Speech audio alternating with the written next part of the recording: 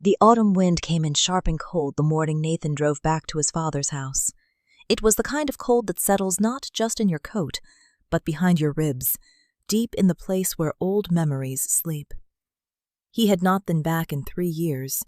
3 years of excuses, of distance, of phone calls that grew shorter and further apart until they stopped altogether. Now, at 34, he was returning not to visit, but to close things down, to sort through a lifetime of belongings and decide what was worth keeping and what could be let go. The house looked smaller than he remembered. It sat at the end of a narrow lane, framed by 2 oak trees whose branches had grown so long they nearly touched over the path, forming a low canopy that filtered the gray light into something softer. The paint on the front door was peeling in small curls, and the garden, once carefully tended by his father every Saturday morning, had gone wild with weeds and overgrown grass. Nathan stood at the gate for a long moment, his hands deep in his pockets, before he finally pushed it open. Inside, the house smelled of old wood, dust, and something faintly medicinal, the lingering scent of the last months of his father's life. A neighbor, Mrs. Dawson, had been kind enough to keep the electricity running and the worst of the disorder at bay while the legal matters were being sorted. She had left a note on the kitchen table. "Everything is as he left it. I didn't think it was my place to move anything. He was a very private man, your father. A very good man." Nathan read the note twice, then folded it carefully and put it in his jacket pocket. He did not know what to do with the word good. It sat in his chest like a stone he couldn't swallow and couldn't spit out. His father had been many things: quiet, stubborn, unreachable, but Nathan had never quite managed to think of him as good. He had spent too many years believing the opposite. He spent the first day making practical decisions. He sorted the kitchen, cleared the refrigerator, wiped down the counters. He boxed up the books in the study, labeled the furniture that would go to charity, and made 3 trips to the car with black bags. He worked quickly, deliberately, like a man trying not to think. It was on the 3rd day that he found the trunk. It was pushed to the very back of the wardrobe in his father's bedroom, behind a row of old winter coats that smelled of mothballs and years of quiet use. The trunk was made of dark wood, banded with rusted iron straps, and it was heavier than it looked. Nathan dragged it out with some effort and knelt in front of it on the bare floorboards. There was no lock, just a simple brass latch that had grown stiff with age. He worked it open slowly. Inside, layered beneath folded newspapers and old photographs, were the ordinary keepsakes of an ordinary life. A pocket watch with a cracked face, a bundle of letters tied with kitchen string, a child's drawing of a house with 4 stick figures standing outside. Nathan recognized his own childhood handwriting at the bottom of the drawing. "Our family," in uneven capital letters, with the F drawn backwards. He held it for a moment, then set it aside. Beneath everything else, pressed flat against the base of the trunk, was an envelope. It was old but well preserved, sealed with care, and on the front, in handwriting that Nathan recognized immediately, his name was written. Just his name. Nathan. The handwriting was his father's, but it was not the confident, steady hand he remembered from birthday cards and shopping lists. This writing was slower, trembling slightly, the letters formed with great deliberateness, as though every stroke had cost something. Nathan turned the envelope over in his hands. There was no date on the outside, no other marking. Just his name, written with what looked like tremendous effort and tremendous care. He sat down on the cold floorboards, his back against the bed, and opened it slowly. Inside was a single sheet of paper, folded in 3. He unfolded it and began to read. The letter was not long. His father had never been a man of many words, and even in writing he had been economical. But every sentence carried a weight that Nathan felt pressing down on him as he read. "Nathan," it began, without greeting or preamble. "By the time you read this, I will be gone. which means I no longer have to worry about you trying to argue with me about what I am about to tell you. So let me speak plainly, the way I was never quite able to when you were in the room. When you were 4 years old, you became very sick. The doctors called it a failure of the kidneys.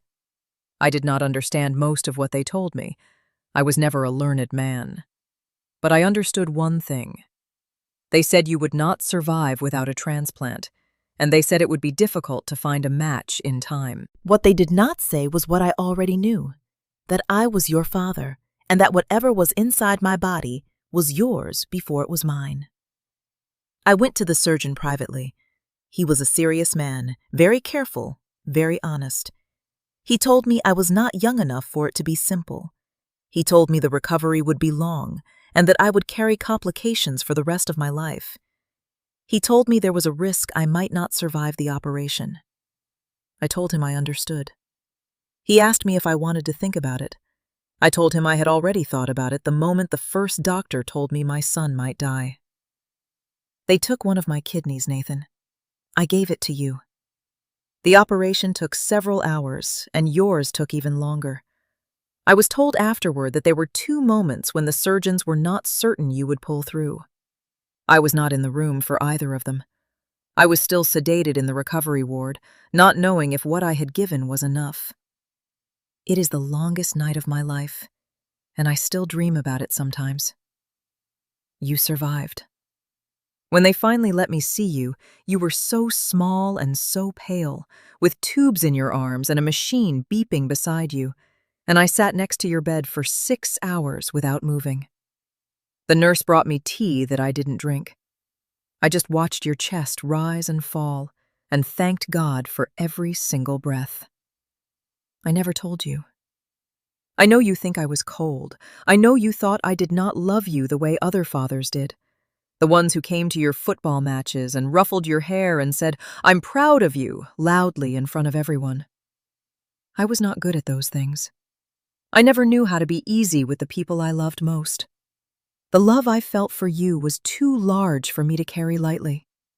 It made me careful and quiet, and perhaps it made me seem far away. But I want you to know something.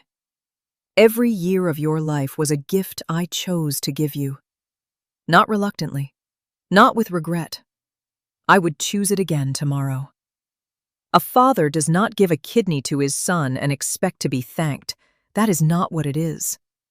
It is simply what a father does when the moment comes. It was the most natural decision of my life. I stayed silent because I did not want you to feel that you owed me anything. I did not want to hang my sacrifice over your head like a debt. You had your life to live, and I wanted you to live it freely, without the weight of what I had done following you around. That was my choice, and I stand by it. The last thing I want to say is this. I know we did not always understand each other. I know there were harsh words between us, and silences that went on too long, and distances that neither of us knew how to close. I never blamed you for any of it. You were doing what young men do, pushing against the walls of the life they were given, trying to build something of your own. I understood that, even when it hurt. I love you, Nathan. I have always loved you. I just never found the words for it when you were standing in front of me. Forgive me for that. Forgive me for the silence, and for leaving it until now. Your father. Nathan read the letter once. Then he read it again. Then he sat very still on the cold floor of his father's bedroom, with the letter resting in both hands, and he did not move for a long time. Outside, the autumn wind moved through the oak trees, and the branches scraped gently against the window. The gray light shifted. Somewhere down the lane, a car started and drove away.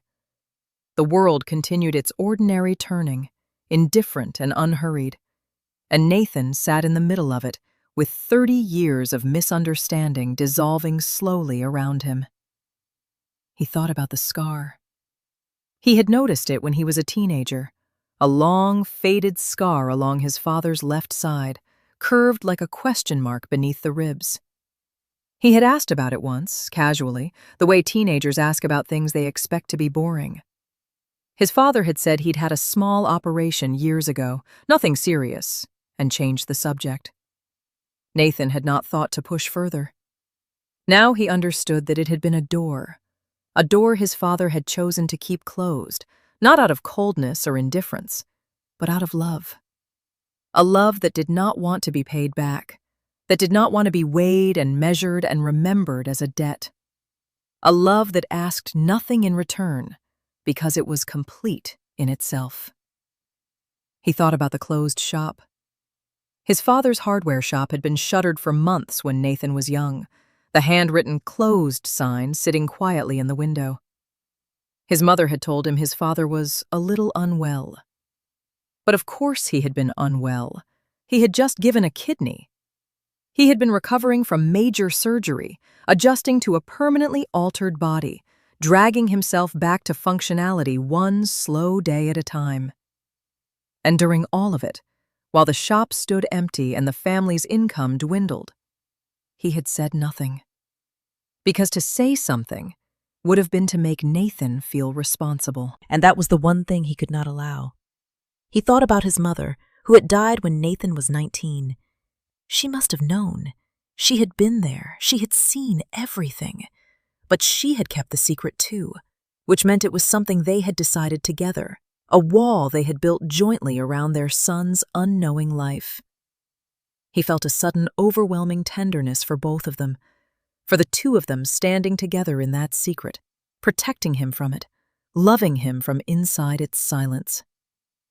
He thought about all the arguments, the bitter ones in his 20s, when he had accused his father of being emotionally unavailable, of never saying the right thing, of making him feel unseen.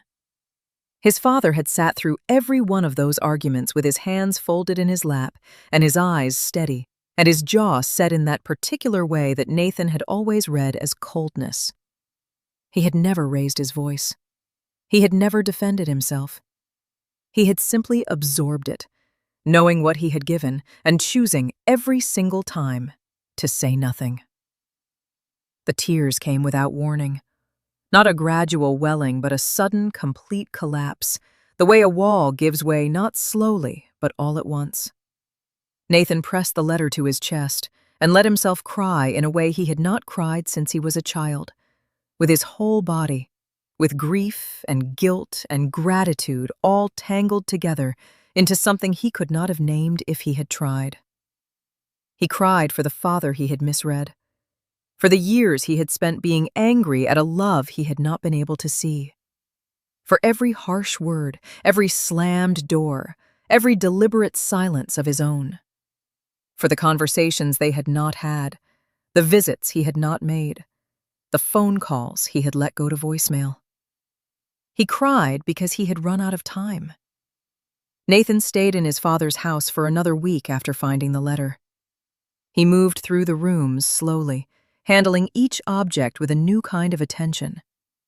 He found other things in the trunk he now looked at with new eyes, newspaper clippings, photographs, and small mementos his father had collected over the years. A ticket stub from a school play Nathan had acted in at age 9. A photograph from his university graduation. An article from a local paper about a running race Nathan had won at 14. Everything was neatly folded, carefully preserved. His father had been collecting evidence of his son's life for decades, quietly and without comment, like a man cataloging something precious. There was also a photograph Nathan had never seen before. It was taken in a hospital recovery room.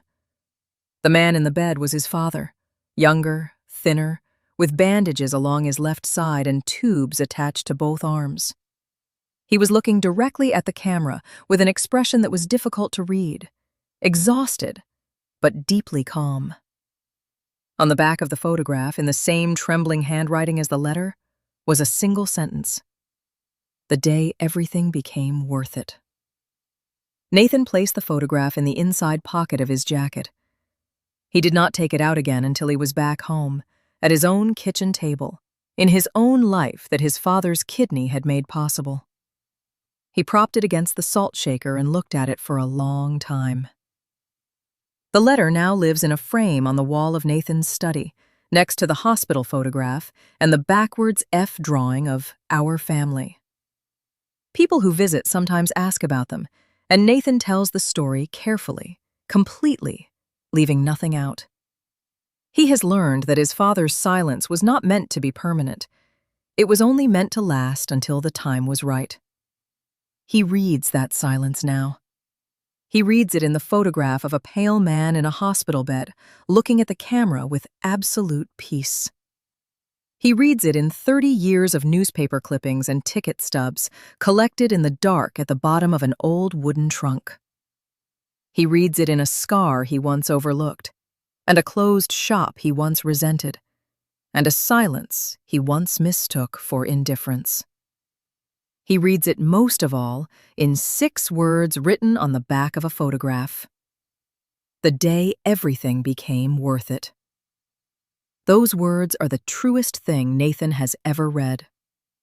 They are also the thing he tries hardest to live up to.